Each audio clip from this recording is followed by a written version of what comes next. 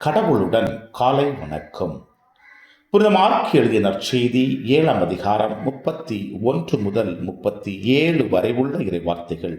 இயேசு தீர்ப்பகுதியை விட்டு சீதோன் வழியாக சென்று தெக்கப்போலி பகுதி நடுவே வந்து கலிலேய கடலை அடைந்தார். காது கேளாதவரும் திக்கி பேசுவருமான ஒருவரை சிலர் அவரிடம் கொண்டு வந்து அவர் மீது கை வைத்து குணமாக்குமாறு அவரை வேண்டிக் கொண்டனர்.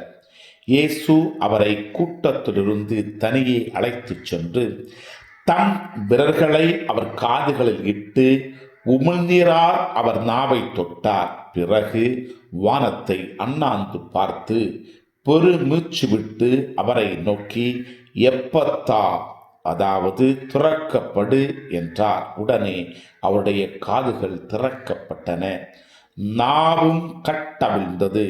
அவர் தெளிவாக பேசினார். இதை எவருக்கும் சொல்ல வேண்டாமென்று அவர்களுக்கு அவர் கட்டளையிட்டார். அவரது கட்டளைக்கு நேர்மாறாக இன்னும் மிகுதியாய் அவர்கள் அதை அறிவித்து வந்தார்கள்.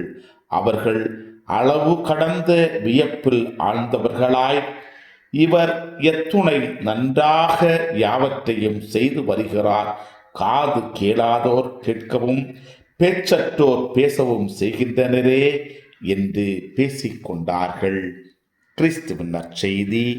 இந்த நாள் இனிய நாளாக அமைய வாழ்த்துக்கள். சல் சலாச்சல், பல பல பல புதுமைகள் பெருமைகள் இனிமைகள் இறங்கிய நல்ல நாள், ஒரு நல்ல நாள், நம் தேவன்